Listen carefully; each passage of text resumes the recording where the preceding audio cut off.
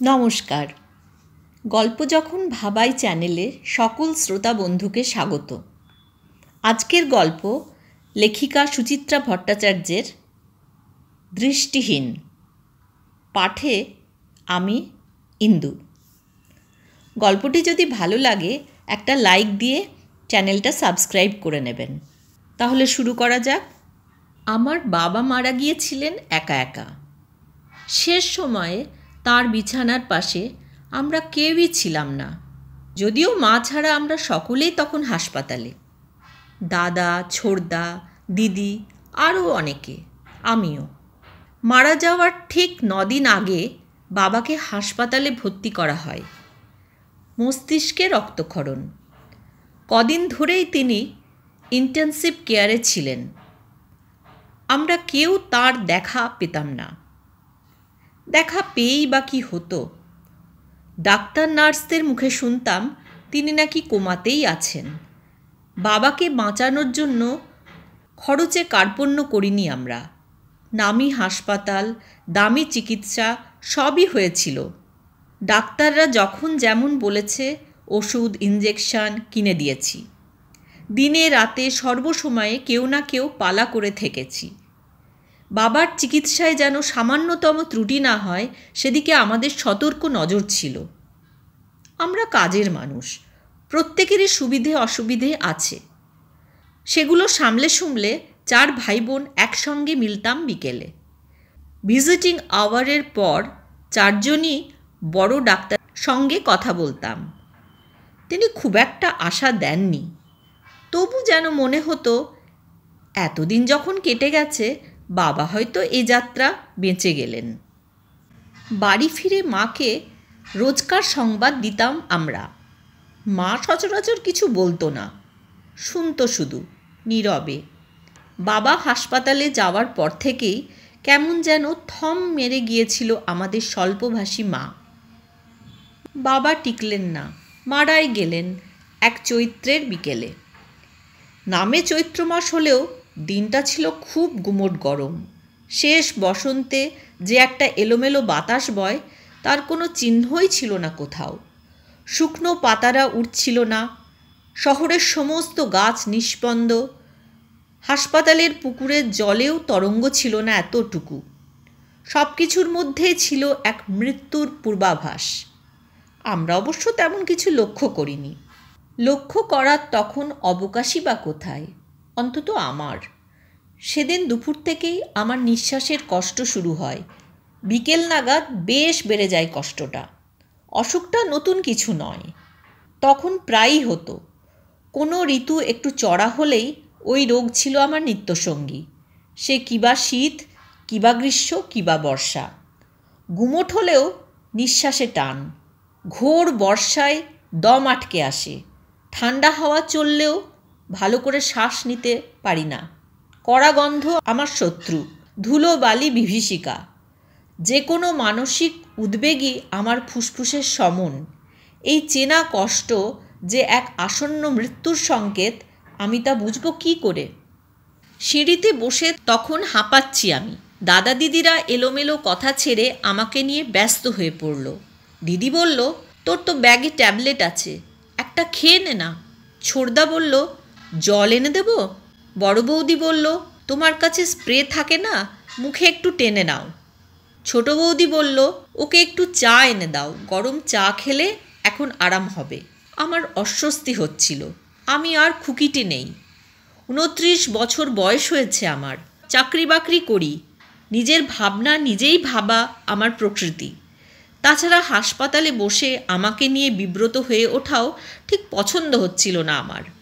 হাত তুলে দুদিকে মাথা নাড়লাম, কিচ্ছু লাগবে না। জামাইবাবু তবু কোত্থেকে ছুট্টে একবার চা নিয়ে এসেছে, খেতেই হবে। ভাঁড় হাতে নিয়ে সবে চুমুক দিয়েছি, তখনই ডাকটা এলো। মৃত্যুদূতের মতো কে যেন হাঁকছে, ICU 17, ICU 17। পেশেন্টের বাড়ির লোক কেউ আছেন? আমাদের বাবা চিত্রপ্রিয় রায় যে ICU 17 হয়ে গেছেন সেটা বুঝতে কয়েক সেকেন্ড সময় লেগেছিল আমাদের। দাদা হঠাৎ সিগারেট ফেলে লাফিয়ে উঠল। আমাদের ডাকছে। বাবা! হুড়মুড় করে ছুটল সবাই। চেষ্টা করেও আমি উঠতে পারলাম না কিছুতেই। বুকের ভিতর তখন আমার আস্ত পাহাড়ের ভার। শ্বাসকষ্টে চোখ ঠেলে বেরিয়ে আসছে। সামনে শুধু চাপচাপ ধোঁয়া। বাবাকে দেখতে যাব কি? মনে হচ্ছিল আমিই বুঝি তক্ষুনি মরে যাব। কতক্ষণ এ অবস্থা চলেছিল মনে নেই। বড়জোর আরও মিনিট খানেক, তারপরেই চাপ ভাবটা সরতে লাগলো। ধীরে ধীরে ঝিমিয়ে এলো শরীর। অদ্ভুত এক ঘোরের মধ্যে দেখতে পেলাম নত মুখে নেমে আসছে দিদি দাদারা। আমার সামনে এসে দাঁড়িয়ে রইল স্থাণুবৎ। দাদা নিচু স্বরে অনেকটা টেলিগ্রাফিক মেসেজ শেষ হওয়ার ভঙ্গিতে বলল, ওভার। কে যেন প্রশ্ন করল, বোধহয় আমার মাস্তুতো ভাই, টাইমটা নোট করেছ? আমার পৌঁছনোর আগেই ওরা বলল 5:07। ছোটদা ক্ষুব্ধস্বরে বলল, আমাদের আরেকটু আগে ডাকতে পারত। মৃত্যুর আগে বাবার কি একবারও জ্ঞান ফিরেছিল? বাবা কি খুঁজেছিলেন আমাদের? দিদি কাঁদছিল, বড় বৌদি, ছোট বৌদিও। দাদা সিগারেট ধরাতে গিয়ে কয়েকটা কাঠি নষ্ট করল। চোখের কোল মুছল আঙুল দিয়ে। এখানে দাঁড়িয়ে কান্নাকাটি করো না, বাড়ি গিয়ে মাকে খবর দাও, আমরা বডি নিয়ে আসছি। মা খুব শান্তভাবেই গ্রহণ করেছিল দুঃসংবাদটা। যেন জানতই বাবা আর ফিরবে না। যেন এই কদিন ধরে একটা এলেবেলে যুদ্ধের মহড়া দিচ্ছিলাম আমরা অমোঘ নিয়তির সঙ্গে। কিছুক্ষণ স্থির থেকে বলল, এবার তাহলে তোমাদের শেষ কর্তব্যগুলো সেরে ফেলো। মা চিরকালই শক্তপোক্ত মানুষ, নিজেকে প্রকাশ করে না সহজে। তা বলে বাবার মৃত্যুতেও এত নিরুত্তাপ, এত সমাহিত। নিজেকে দেখেও খুব আশ্চর্য হচ্ছিলাম আমি। বাবার জন্য যতটা কাঁদা উচিত ততটা কান্না আসছে না, বরং কেমন নির্ভার লাগছিল নিজেকে। সে যে ভয়ঙ্কর টানটা হাসপাতালে উঠেছিল, সেটা যেন কোন ম্যাজিকে উধাও। সামান্য চাপভাব একটা ছিল বটে, তবে তা তেমন কিছু নয়। অথচ আমি ট্যাবলেটও খাইনি, স্প্রেও নিইনি, বাতাসে গুমোট ভাবও কমেনি এতটুকু। কেন এমন হয়েছিল? মেয়েরা সাধারণত শ্মশানে যায় না, যেতে চায়ও না, কিন্তু আমি গেলাম, দিদি গেল না, বৌদিরাও কেউ গেল না। আমি কেন গেলাম কে জানে। ভেতর থেকে কেউ কি ঠেলছিল আমাকে? শেষ দেখা পাক না পাক সবাই তো দৌড়ে গিয়েছিল, একা আমি যেতে পারিনি। এই ঘটনাটুকুই কি উচিত অনুচিতের বোধ উস্কে দিচ্ছিল, নাকি কর্তব্যে অবহেলার বোধ? শ্মশানে পৌঁছতে সেদিন রাত হয়েছিল অনেক, প্রায় 12:30। বেশ কিছু আত্মীয় স্বজন দেরি করে এলো, তাদের জন্য অপেক্ষা করতে হয়েছিল। শ্মশানে গিয়েও অপেক্ষা। ইলেকট্রিক চুল্লির সামনে সেদিন মৃতদেহের মিছিল। গুনে দেখা গেল আমরা হচ্ছি 15 নম্বরে। যত তাড়াতাড়িই হোক, ঘণ্টা 6 আগে বাবা চুল্লিতে ঢোকার সুযোগ পাবেন না। হাল হকিকত বুঝে দাদাই তুলল কথাটা। আমার মনে হয় এখানে আমাদের অপেক্ষা করার কোনো মানেই হয় না। আমরা দাদার কথা ঠিক ধরতে পারিনি। ছোটদা জিজ্ঞাসা করল, তাহলে কি করব? পাশেই তো কাঠের চুল্লি ফাঁকা পড়ে আছে, আমরা বাবাকে কাঠেও পোড়াতে পারি। গত 9 দিনে 5 রাত জাগার পালা পড়েছিল ছোটদার। কালও জেগেছিল হাসপাতালে। সে খুব একটা ভাবার সময় নিল না, বলল, কাঠে পোড়ানোই তো ভালো, মোর ট্র্যাডিশনাল। বাবা মাঝে মাঝে বলতো না, আমাকে তোরা কাঠেই দিস, চুল্লিতে ঢুকলে আমার দম বন্ধ হয়ে যাবে। আমি বাবার দেহটা ছুঁয়ে বসেছিলাম। এক ঝলক দেখলাম বাবাকে। মরার পরেও দম বন্ধ হওয়ার ভয়? বাবার মাথাতেই এসব আসত বটে। দাদা জিজ্ঞাসা করল, কিরে পুতুল, তুই কি বলিস? অন্যমনস্কভাবে বলে দিলাম, তোমরা যা ভালো বোঝো করো। প্রচুর চন্দন কাঠে চিতা সাজানো হলো। জামাইবাবু অনেকটা ঘি কিনে এনেছিল। সবটুকু মাখিয়ে দেওয়া হলো বাবাকে।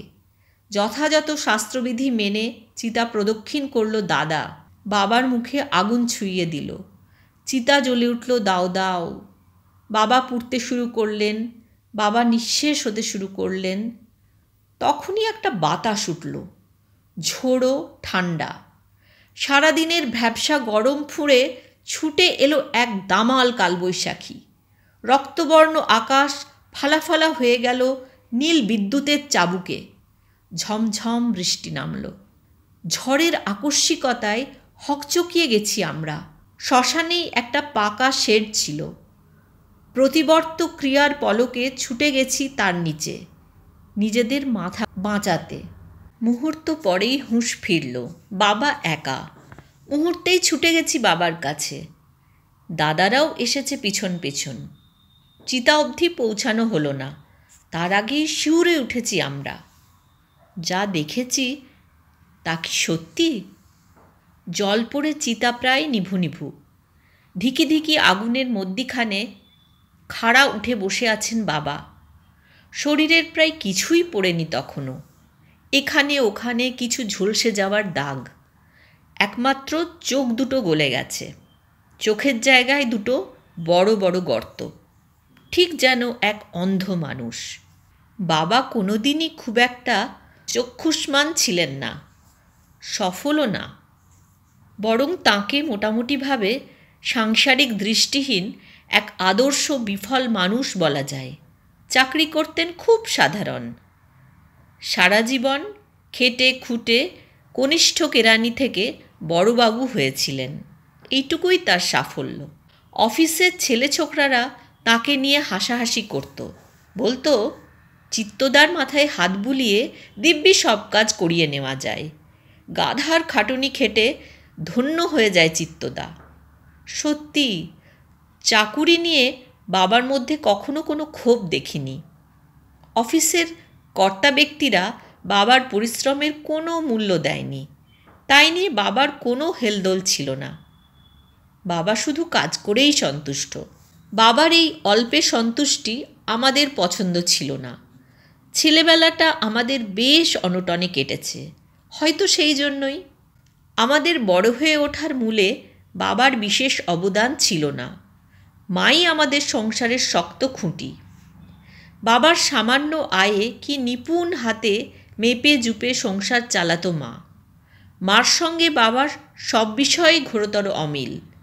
আমাদের মা সুন্দরী, বাবাকে চেষ্টা করেও সুদর্শন বলা কঠিন। মার গানের গলাটি চমৎকার। বাবার কণ্ঠে সুরের রেশটি ছিল না। মা বলতো মূর্তিমান অসুর। মার সেলাইয়ের হাতটি কি অসাধারণ। শিল্পীর আঁচড়ে আগে কাপড়ে ছবি এঁকে নিত মা, তারপর রং মিলিয়ে সুতোর কাজে ভরাট করত ছবি। দেখে মনে হতো যেখানে যে রঙটি মানায় সেখানে ঠিক সেই রঙটিই পছন্দ করেছে মা। আর বাবা, তিনি তো ভালো করে রঙই চিনতেন না। মেরুন, ম্যাজেন্টা, রানী সবই বাবার চোখে এক, লাল। মাঝে মাঝে বড় বিস্ময় জাগে, কি করে বাবার সঙ্গে মার বিয়েটা হয়েছিল। খুব গরিব ঘরের মেয়ে ছিল মা, সেই জন্যই কি? কিন্তু বাবাও তো এমন কিছু রাজা বাদশাহ ছিলেন না। শুনেছি দাদু, মানে আমার মার বাবা, নাকি একবার এক দুর্ঘটনায় আহত হন। বাবাই নাকি তাকে রাস্তা থেকে তুলে হাসপাতালে নিয়ে যান। বাবার দৌলতেই সেবার প্রাণে বেঁচে যান দাদু। তিনি হাসপাতাল থেকে ফেরার বছরখানেকের মধ্যেই মা বাবার বিয়েটা ঘটেছিল, সম্ভবত দাদুর আগ্রহেই। মা কি মন থেকে মেনে নিতে পেরেছিল বিয়েটা, কে জানে। তবে লক্ষ্য করেছি বাবার প্রতি মার চিরকালই একটা নাকুচু ভাব ছিল, শীতল ঔদাসীন্যও। বাবার একবার এক কঠিন অসুখ হয়, খুব খারাপ ধরনের প্লুরিসি। আমি তখন ক্লাস 5 কি 6-এ পড়ি। আমাদের কাউকে তখন বাবার ঘরে ঢুকতে দিত না মা। বাবা আমাদের চুপি চুপি ডাকলেও মা ঠিক দেখতে পেয়ে যেত, ঘর থেকে টেনে বার করে নিত সঙ্গে সঙ্গে। বাবার থালা আলাদা, গ্লাস আলাদা। বাবা তখন বলতে গেলে প্রায় অচ্যুত। একমাত্র মা ঢুকত বাবার ঘরে। ওষুধ বিশুধ খাওয়াতো, পথ্যি দিত, রাত্রে শুতোও বাবার কাছে। কিন্তু বাবার অসুখে মা খুব কাতর হয়ে পড়েছে এমনটি কখনো মনে হয়নি। বাবা ছিলেন সম্পূর্ণ বিপরীত মেরুর। আমাদের নাক দিয়ে এক ফোঁটা কাঁচা জল ঝরলেও মাকে অতিষ্ঠ করে তুলতেন। শুধু আমাদের কি বলি, কোনো আত্মীয় স্বজনের বিপদে অসুখে ছুটতেন বাবা।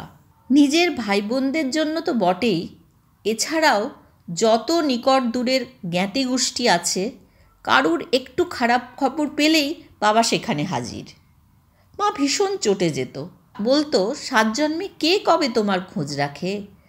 আমাদের হাঁড়ি চড়ছে কি না ভুলেও দেখতে আসে কেউ? বাবার এক উত্তর, কি করব, থাকতে পারি না যে, বুকের ভেতরটা কেমন আনচান করে। মেজ কাকার বাড়িতে বাবা যথেষ্ট অপমানিত হয়েছিলেন।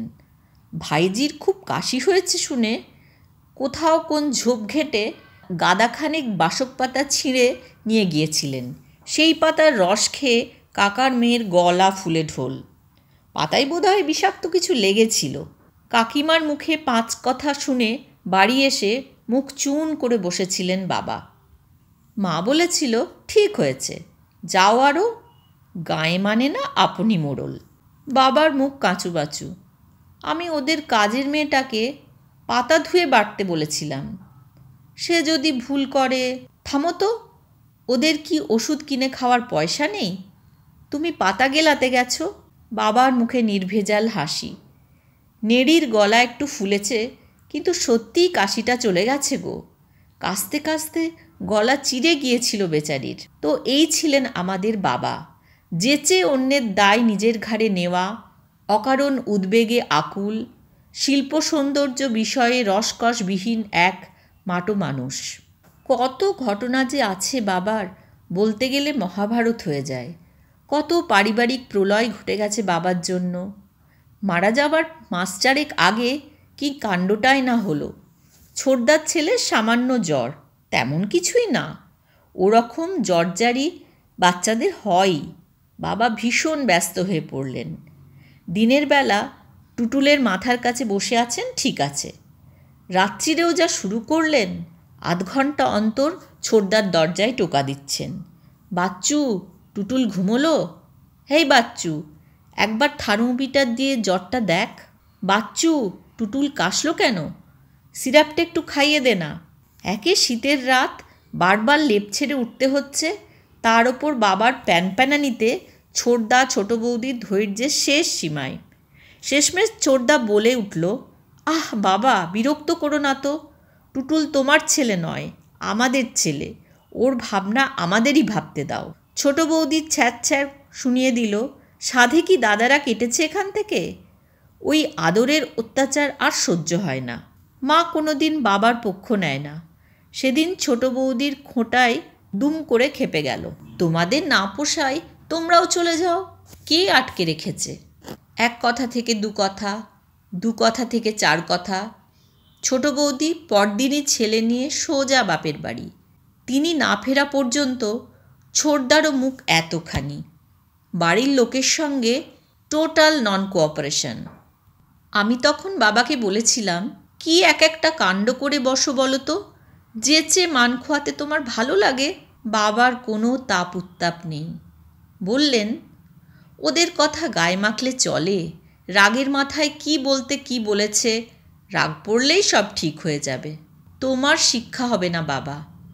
দাদার মতো ছোটদাও যখন মানে মানে সরে পড়বে, তখন টেট্টি পাবে। কি যে তোরা বলিস? বাবলু কি শখ করে বাড়ি থেকে গেছে? নেহাত অফিসের কোয়ার্টারে না গেলে নয়, তাই না? আমার আর বোঝানোর প্রবৃত্তি হয়নি। দাদা বৌদি যে পৃথক হবে বলেই চলে গেছে, অফিসের কোয়ার্টার পাওয়াটা একটা ক্যামোফ্লেজ, এ কথা বাবার মাথায় কোনো দিনই ঢোকেনি। দাদার চলে যাওয়াতে আমি অবশ্য তেমন দোষ দেখি না। দাদার যেরকম বড় চাকরি, যে ধরনের মানুষের সঙ্গে দাদার ওঠা বসা, ক্লাব পার্টি, এ বাড়িতে থেকে সেটা মানাতো না। তাও কি দাদা বাবার হাত থেকে ছাড়ান পেয়েছিল? দিব্যি কর্তাগিন্নি মনের মতো করে সংসার পেতেছে, সেখানেও প্রতিদিন সকাল না হতে গিয়ে বসে আছেন বাবা। এটা ঝাড়ছেন, ওটা পরিষ্কার করছেন, এই শোকেসের পুতুল ওই ক্যাবিনেটের মাথায় তুলছেন, যেন ওটা বাবার নিজেরই ফ্ল্যাট। দাদা বাড়িতে পার্টি দিল, সেখানেও হংস মধ্যে বকযথা হয়ে বসে আছেন বাবা। অফিসের লোকদের সামনে দুমদাম বেফাঁস মন্তব্য করে বসছেন। বাবলুটা আমার কমজোরি, ওকে যেন বেশি খাটাবেন না। অত মদ খাচ্ছেন কেন, মাতাল হয়ে যাবেন যে। দাদা তো খেপে মেপে এসে মাকেই শাসিয়ে গেল, বাবার যদি ও বাড়ি যাওয়া বন্ধ না করো তাহলে কিন্তু আমরা মুখের ওপর দরজা বন্ধ করে দেব। সে এক বিদিকিচ্ছিরি পরিস্থিতি। দিদির শ্বশুরবাড়িতে কম কি ইচ্ছা করে এসেছেন বাবা? দিদির শাশুড়িটার 8 বছর আগে সেরিব্রাল হয়েছিল। তারপর থেকে তিনি 24 ঘন্টায় বিছানায়, হাত নড়ে না, পা নড়ে না, পাশ ফিরতে গেলেও ফিরিয়ে দিতে হয়। কিন্তু মুখের কমতি নেই বুড়ির। বেড প্যান দিতে 15 সেকেন্ড দেরি হলে গালাগালির চোটে দিদির ভূত ভাগিয়ে দেবেন। অথচ তাঁর সব কিছু করতে হবে দিদিকেই। আয়া একটা রাখা আছে, তাকে দিয়ে চলবে না। ওই শাশুড়ির পেছনে খাটতে খাটতে দিদির অ্যানিমিয়া হয়ে গেল। মুখ শুনতে শুনতে প্রেশার লো। জামাইবাবু ভীষণ মাতৃভক্ত, সে মায়ের বিরুদ্ধে কোনো অভিযোগই শোনে না। বাবা গিয়ে ঝপ করে একদিন তাকে বলে এলো, তোমাদের আমি মেয়ে দিয়েছি বিপ্লব, ঝি দিইনি। তোমার মা তো মরবেনি, তার সঙ্গে আমার মেয়েটাকে মারছে কেন? জামাইবাবুর সঙ্গে দিদির এই লাগে তো সেই লাগে। বাড়ি বয়ে এসে কেঁদে গেল দিদি। মা বাবাকে থামাও, এমনিতেই প্রচুর অশান্তির মধ্যে আছি, তার ওপর উটকো ঝঞ্ঝাট আর ভালো লাগে না। বাবাকে থামানো কি সহজ কথা? বাবা স্নেহের রথ ছুটবেই। এক অদ্ভুত বাস্তববোধহীন কাছা খোলা মানুষ ছিলেন বাবা। বাবাকে দেখে আমরা লজ্জাই পেয়েছি চিরকাল। তাঁর দৃষ্টিহীনতায় আমাদের মাথা হেঁট ঠেকেছে। তাকে দেখেই আমরা শিখেছি কীরকম হলে জীবনে ব্যর্থ হয় মানুষ, আর কীরকমটি না হলে এই দুনিয়ায় প্রাপ্তিযোগের কমতি থাকে না।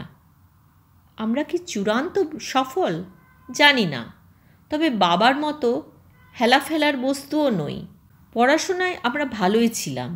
দাদা ইঞ্জিনিয়ারিং করে মাল্টিন্যাশনাল কোম্পানির উঁচু তলার চাকুরে, ছোটদা অ্যাপ্লাইড কেমিস্ট্রিতে এমএসসি, নিজের কেমিক্যালসের কারখানা আছে, চালু ব্যবসা। আমাদের মধ্যে দিদি মার গলাটি পেয়েছিল, গানও শিখেছে মন প্রাণ দিয়ে। এক জলসায় দিদির গান শুনে মুগ্ধ হয়েছিল জামাইবাবু। পাত্র হিসেবে জামাইবাবু এ ক্লাস, চার্টার্ড অ্যাকাউন্টেন্ট, নিজেরই ছোট ফার্ম, গাড়ি আছে, ফ্ল্যাটও। আমি কলেজে পড়াই, বিয়ে করিনি। আমার বিয়ে না করার কারণটা কেউ স্পষ্ট জানে না। সকলের ধারণা ওই বেয়ারা হাঁপানির টানটার জন্যই বিয়েতে আমার অনীহা। সেরকমই আমি বলতাম কি না? এছাড়া বলি বাকি, জগৎশুদ্ধ লোককে কি করে বলে বেড়াই শৈবাল নামের একটা বোকা ছেলে আমার অহংকারেই আত্মহত্যা করেছে। হুল্লোড়বাজ অপদার্থ ছেলেটি যদি একতরফা আমার প্রেমে পড়ে, সে কি আমার দোষ? প্রথম থেকেই তো আমি তাকে বুঝিয়ে দিয়েছিলাম, তোমার লিমিট কেরানিগিরি। ইউনিভার্সিটির সেরা মেয়েটার দিকে চোখ তুলে তাকানো তোমার শোভা পায় না। শৈবাল শুনল কই? অবুঝপোনা করত, বিরক্ত করত। তুমি রিফিউজ করলে আমি বিষ খাবো, রেল লাইনে গলা দেব। রাগ করে বলেছিলাম, সেটাও অন্তত করে দেখাও। সত্যি সত্যি করে দেখিয়ে দিল। উল্টোডাঙার কাছে রেল লাইনে দুয়াদখানা হয়ে পড়ে রইল শৈবাল, পকেটে চিরকুট। কেউ দায়ী নয়, কিচ্ছুটি জানতে পারল না কেউ, আমার দিকে আঙুলও তুলল না। শুধু আমার ফুসফুসটা কেমন কমজোরি হয়ে গেল, সর্বনাশা রোগ বাসা বাঁধল শরীরে। কতবার নিজেকে বলেছি, একটা নিপাট মূর্খের জন্য কষ্ট পাওয়ার কোনো যুক্তি নেই, কিন্তু বুককে চাপকে সিধে করি সে জোর আমার কোথায়? নিজে নিজেই পুড়ি আমি, নিজের মধ্যেই রচনা করি এক অকারণ যন্ত্রণার বৃত্ত। একমাত্র বাবাই কি আন্দাজ করেছিলেন কিছু? না হলে মৃত্যুর বছর 3 আগে কেন হঠাৎ বললেন, রোগটা তোর কি করে এলো রে পুতুল? এ কষ্ট তো আগে ছিল না তোর। আমাদের বংশেও তো কারো এ রোগ নেই। মনে আছে তখন শীতকাল, পিঠে 3টে বালিশ নিয়ে কুকুরের মতো হাঁপাচ্ছি আমি। হিমকণা জমাট বেঁধেছে বুকে, অজান্তেই জল ঝরছে চোখ বেয়ে। তবু প্রাণপণে হাসার চেষ্টা করেছিলাম। শহরে যা পলিউশন, এ অসুখ এখন ঘরে ঘরে। বাবা আমাকে দেখছিলেন, হাত বুলিয়ে দিচ্ছিলেন মাথায়। কেউ যেন শুনতে না পায় এমন নিচুস্বরে বললেন, মনের কষ্ট চেপে রাখিস না পুতুল, উগরে দে। বাবা কি জেনেছিলেন কিছু, না নিছকই অনুমান? অনুমান না অনুভব? আমার অন্ধ বাবার কি তৃতীয় নয়ন ছিল? বাবার শ্রাদ্ধশান্তি হয়েছিল খুব ঘটা করে। আমরা 4 উপযুক্ত ছেলেমেয়ে প্রচুর খরচ করেছিলাম শ্রাদ্ধে। চারদিকে যত আত্মীয় পরিচিত আছে সবাইকে বলেছিলাম। সে প্রায় 100-5 মতো হবে। নিয়মভঙ্গের দিনও 150 পাত পড়েছে। কেটারার দিয়ে মাছ, মাংস, পোলাও, মিষ্টি, সে এক এলাহি আয়োজন। শ্রাদ্ধের দিন বাবা যা যা খেতে ভালোবাসতেন সব একটা থালায় সাজিয়ে ছাদে রেখে আসা হয়েছিল। স্বচক্ষে দেখেছি কাকের পাল এসে খেয়ে গেল সবটুকু। বাবা তৃপ্ত হলেন, আমরাও। কিছুদিন পর থেকে কয়েকটা ঘটনা ঘটতে শুরু করলো। ঘটনা ঠিক নয়, হয়তো এগুলো হওয়ারই ছিল, কিন্তু এমনভাবে ঘটতে থাকলো আমরা নজর না করে পারলাম না। বেশ কিছুদিন ধরে দাদা কোম্পানিতে একটা লিফট পাওয়ার জন্য ছটফট করছিল। হঠাৎ পেয়ে গেল। 1 ধাপ নয়, একেবারে কয়েক ধাপ। কোম্পানির ব্যাঙ্গালোর ফ্যাক্টরির প্রায় কর্ণধার হয়ে বসল দাদা। বছরখানেক ধরে ছোড়দা কেমিক্যাল এক্সপোর্টের চেষ্টা চালাচ্ছিল। হঠাৎই একসঙ্গে 3 দেশ থেকে অর্ডার, বাংলাদেশ, মালয়েশিয়া, থাইল্যান্ড। কয়েক কোটি টাকার অর্ডার। ছোড়দা যা কখনো কল্পনাও করেনি। দিদির শাশুড়ি, যার সম্পর্কে ধারণা ছিল তিনি অন্তত 1000 বছর বাঁচবেন আর বিছানায় শুয়ে অবিরাম মানসিক অত্যাচার চালাবেন দিদির ওপর, ঝুপ করে এক ঘুমের মধ্যেই ঠান্ডা হয়ে গেলেন চিরতরে। সবই ঘটল বাবার মৃত্যুর 3 মাসের মধ্যে। আমার মধ্যেও এক অভিনব পরিবর্তন হলো। বাবা চলে যাওয়ার ক্ষণেই শেষ দেখা দিয়েছিল টানটা। তারপর থেকে যেন একেবারে হালকা হয়ে গেছে। গরমকাল আর বর্ষাকাল, একটি বারের জন্য পাথর চাপা ভাবটা ফিরল না। রুক্ষ গোঁড়া মেজাজি বলে আমার বদনাম ছিল। কারো সঙ্গে মিশতে ভালো লাগতো না। সবটাই কি শারীরিক কারণে? হয়তো না, মনেও বোধহয় কিছু বাধা ছিল। আচমকা আবিষ্কার করলাম দিব্যি হাসি খুশি হয়ে গেছি আমি। জোরে জোরে কথা বলছি, হাসতেও ভালো লাগছে আমার। মাঝে মধ্যে 2-1টা গানের কলিও গুনগুন করছে বুকে। মাও যেন আর ঠিক আগের মতো নেই। মাকে আমি কোনোদিনই বেশি কথা বলতে দেখিনি। কে যে সাংসারিক কথা ছাড়া মার যেন কোনো কথা থাকতো না। সেই মাকে দেখি আমি কলেজ থেকে ফিরলেই কত হাবিজাবি গল্প করে আমার সঙ্গে। ছেলেবেলার কথা, দাদু দিদা মামা মাসিদের গল্প, আরও কত কী যে। কবে একবার ছাতুবাবুর চড়কের মেলায় গিয়ে হারিয়ে গিয়েছিল। গরমের ছুটিতে কোন নস্যিবুড়ির গাছ থেকে জামরুল পাড়তে যেত। কুয়োয় ঘটি পড়ে গেলে কোত্থেকে তোলা এসে হাজির হয়ে যেত। এরকম অজস্র গল্পের ঝাঁপি খুলে বসত মা। মার মধ্যেও এত গল্প জমা ছিল, নাকি আমাকে খুশি দেখেই মার এই অর্গল মুক্তি? ছোটতে তো আমি হাসি খুশিই ছিলাম, তখন মার মুখে ওসব গল্প শুনিনি কেন? মার সুখের স্মৃতি কি হঠাৎই উতলে উঠল? দাদা, ছোড়দা, দিদি, মা, এমনকি আমার জীবন থেকেও অনেক অবরোধ সরে যাচ্ছিল খুব দ্রুত। এত দ্রুত যে কাকতালীয় বলে মনেই হয় না। দ্বন্দ্ব জাগে। কে এই অবরোধ সরাচ্ছিল মনের বাইরের পৃথিবীর? বাবা। পুজোর পর ব্যাঙ্গালোর থেকে দাদার চিঠি এলো। চিঠিতে দাদা এক অদ্ভুত কথা লিখেছে। বাবাকে নাকি পরপর 3-4 দিন দেখতে পেয়েছে দাদা। রোজ কাকভোরে দাদা সামনের পার্কে জগিং করতে যায়। সেখানেই নাকি বসে থাকেন বাবা একটা পাথরের বেঞ্চিতে। কাছে গেলেই মিলিয়ে যান। আমরা পড়ে খুব হাসাহাসি করলাম। ছোটদা বলল, দাদার কত বয়স হলো রে? কত আর? মা জবাব দিল, এই তো পৌষে 43 পুরে 44-এ পড়বে। ও, তাহলে নির্ঘাত চালসে ধরেছে। চশমা নিতে লিখে দাও। আমি বললাম, যাহ, চালসে হলে তো কাছের জিনিস দেখতে অসুবিধা হয়, দূরের জিনিস ভুল দেখবে কেন? ছোট বৌদি বলল, আমার মনে হয় দূর বিদেশে আছেন, বাবাকে এখন মনে পড়ে। টুটুল 7 বছরেই সর্বজ্ঞ। সে বলল, তোমরা কিচ্ছু জানো না। এই সময় ভোরে খুব কুয়াশা থাকে। জেঠু কি দেখতে কি দেখেছে। ব্যাপারটা হাসি ঠাট্টাতেই ধামাচাপা পড়ে গেল। 7 দিন যেতে না যেতে দিদি একদিন হাঁপাতে হাঁপাতে উদিত হলো বাড়িতে। কি কাণ্ড! পরশুদিন নিউ মার্কেট থেকে বাজার করে বেরোচ্ছি, হঠাৎ দেখি বাবা উল্টো দিকের ফুটপাতে দাঁড়িয়ে আছেন। আমি তো ভাবলাম মনের ভুল, হয়তো বাবার মতো দেখতে অন্য কেউ।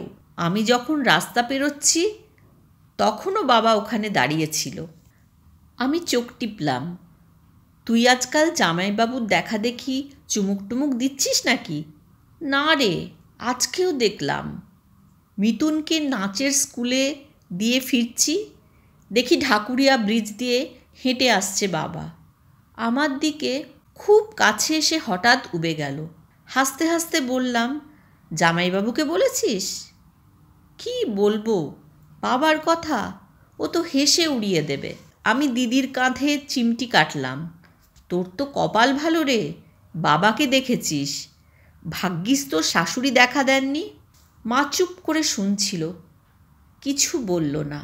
রাত্রে ছোটদাকে শোনালাম গল্পটা। ছোটদা আগের বারের মতো হাসল না, বরং খানিকটা গম্ভীরই হয়ে গেল। বলল, আমি তোদের একটা কথা বলিনি পুতুল, বাবাকে আমিও দেখেছি বেশ কয়েকবার। একদিন ট্রামের পাদানিতে দাঁড়িয়েছিল, আমি সিট থেকে উঠে এগিয়ে যেতেই ভ্যানিশ। একদিন স্প্ল্যানেডে দেখলাম, মনোহর দাস তরাগের পাশে গম্বুজগুলো আছে না, তার নিচে দাঁড়িয়ে আমাকেই দেখছিল। পাশে 2-3টে ছেলে দাঁড়িয়ে কথা বলছে, তারা কিন্তু কেউ বুঝতে পারছে না ওখানে আরেকটা মানুষ আছে। ছোট বৌদিও চিন্তিত। হ্যাঁ, তোমার ছোটদা কদিন ধরে ঘুমোতে পারছে না, বলতে বারণ করেছিল, তাই বলিনি। কি করা যায় বলো তো? আমি কিছু ভেবে পাচ্ছিলাম না। বুকের ভেতরটা কেমন যেন শিরশির করছিল। এরা যা বলছে তা কি কখনো সত্যি হতে পারে? এতগুলো লোক একসঙ্গে হ্যালুসিনেশনও দেখবে কি করে? কলেজ খোলার পরদিনই আমার পালা এসে গেল। ছুটির পর কলেজের ফাঁকা করিডোর দিয়ে হেঁটে আসছি। বাইরের বাগানে স্পষ্ট দেখতে পেলাম বাবাকে। একটা গাঁদা গাছের পাশে একটু ঝুঁকে দাঁড়িয়ে আছেন, পরনে ধুতি আর ফুল শার্ট, যেমনটি নিত্যই থাকতেন। ঠোঁট দুটো অল্প ফাঁক হয়ে আছে বাবার, যেন কিছু বলছেন। আমি কয়েক মুহূর্ত নিশ্চল, বুকটা ধরাস ধরাস করছে। চমকটুকু কাটিয়ে পলকে ছুটে গেছি বাগানের দিকে। নেই, কোথাও কেউ নেই। কুঁড়ি ভরা গাঁদা ফুলের গাছ শুধু দুলছে হাওয়ায়। কলেজ থেকে ফিরেই মাকে কথাটা বললাম। মা যেন কেমন অন্যমনস্ক হয়ে গেল। বেশ কিছুক্ষণ নীরব থেকে ভাঙা ভাঙা গলায় বলল, আমি জানি সে আমাদের ছেড়ে যায়নি। তুমি কি দেখেছো নাকি? না, মা মাথা নাড়ল। তবে সবসময়ই মনে হয় আশেপাশেই কোথাও আছে, এই ঘাড় ঘোরালেই দেখতে পাবো। পরদিন সন্ধেবেলা দিদিকে ডেকে জরুরি মিটিং বসলো একটা। আমরা কেউই আমাদের চোখের দেখাটাকে পুরোপুরি বিশ্বাস করছি না। কিন্তু আমাদের সকলেরই মনে হচ্ছে বাবা যেন কিছু বলতে চান। যদি সত্যি আত্মা বলে কিছু থাকে তাহলে তো তার কথা আমাদের শোনা উচিত। আমরা শেষ মুহূর্তে বাবার কাছে কেউ পৌঁছতে পারিনি। নিশ্চয়ই বাবা খুঁজেছিলেন আমাদের। হয়তো বাবার কিছু বলার ছিল। অনেক ভেবেচিন্তে দাদাকে টেলিফোন করলাম। কি করা যায়? দাদা তেমন সদুত্তর দিতে পারল না। বলল, তোরা যা করবি তাতে আমিও আছি। আমারও বড় অস্বস্তি হচ্ছে রে। কয়েক মাস দোলাচলে কাটল। ঘনিষ্ঠ 2-4 জনের সঙ্গে আলোচনা করা হলো। এক একজন এক এক রকম পরামর্শ দেয়।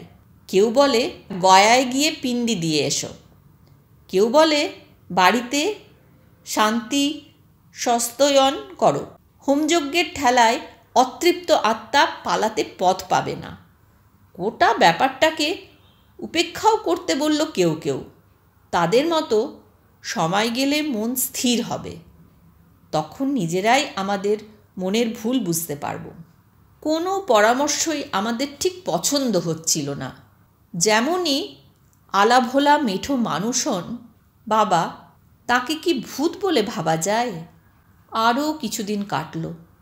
ধীরে ধীরে বাবার দর্শন পাওয়ার হারটাও কমে আসছিল।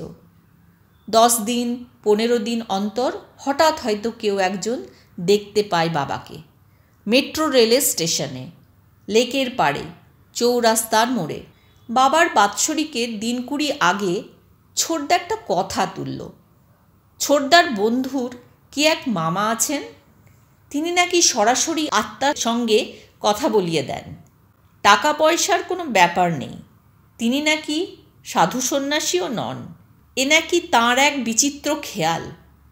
ছোটদার কয়েকজন বন্ধুও নাকি ওই ভদ্রলোকের মাধ্যমে আত্মার সঙ্গে কথা বলেছে।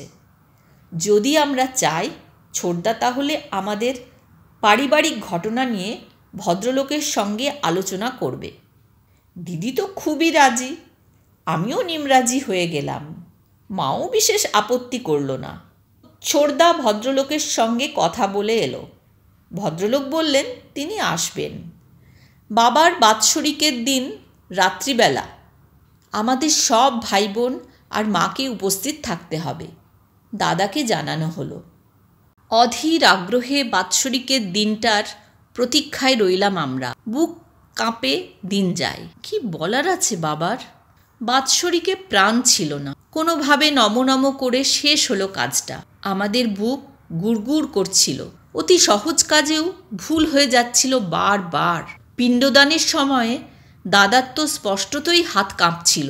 সামান্য কজন ঘনিষ্ঠ আত্মীয় ছাড়া কাউকে নিমন্ত্রণ করিনি এবার। তারা সবাই খাওয়া দাওয়া করে চলে যেতেই আমরা টান টান অপেক্ষা করছি সন্ধ্যার।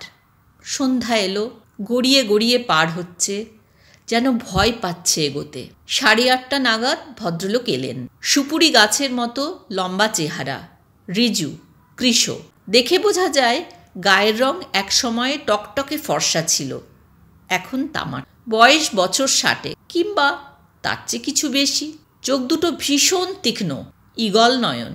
আমাদের সঙ্গে নিয়ে মার ঘরের দরজা বন্ধ করলেন ভদ্রলোক। নিজে মেঝেতে বসলেন। আমাদেরও বসতে বললেন ভূমিতে। ঝোলা ব্যাগ থেকে একটা মাটির প্রদীপ বার করে সামনে রাখি। সঙ্গে 1 শিশি রেড়ির তেল, খানিকটা তুলোও। প্রদীপের তেল ঢেলে তুলোর সলতে পাকাচ্ছেন। এ কেমন প্ল্যানচেট! তেপায়া টেবিল নেই, মোমবাতি নেই। ভদ্রলোক মুখ তুলছেন না, কি যেন বিড়বিড় করছেন। প্রদীপের দিকে দৃষ্টি রেখে বললেন, ঘরের আলো নিভিয়ে দিন, পাখা বন্ধ করুন। আলো নিভতেই অন্ধকার ঝেঁপে এলো। চমচম আধারে মার গা ঘেঁষে বসেছি আমরা, দাদা, ছোটদা, দিদি, আমি। ভদ্রলোক প্রদীপ জ্বাললেন। শিখা একটু একটু করে উজ্জ্বল, কাঁপতে কাঁপতে স্থির হলো একসময়। প্রদীপের শীর্ণ আলোয় যেন ঘরটা কেমন রহস্যময় লাগছিল। দেওয়ালে প্রকাণ্ড প্রকাণ্ড ছায়া। ছায়ামূর্তিগুলো কি আমরাই? ভদ্রলোকের ভারী স্বর শোনা গেল, আপনারা প্রদীপে দৃষ্টি নিবদ্ধ করুন। পীতবর্ণ শিখা দেখছি আমরা। বিভ্রম জাগছে চোখে। শিখা কি রং বদলাচ্ছে? এই তো হলুদ ছিল, এই নীল, নাকি লাল? জলদগম্ভীর স্বর বাজল আবার। দেখছেন? সমস্বরে বললাম, দেখছি। এবার আপনারা তাঁর মুখ স্মরণে আনুন, ওই শিখাতেই দৃষ্টি রেখে। বাবার মুখ মনে করার চেষ্টা করছি। কি আশ্চর্য, কোনো মুখই মনে আসে না কেন?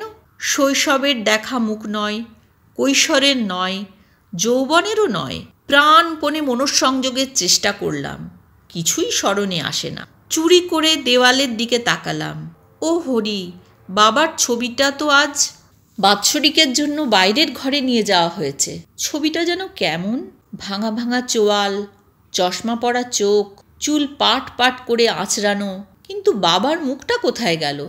যত ভাবার চেষ্টা করি অন্য মুখ ফুটে ওঠে। শৈবাল। কেমন যেন সংশয় হলো। ঝট করে একবার দিদি দাদাদের দেখে নিলাম। তাদের চোখের মণিও ইতি ইতি করছে।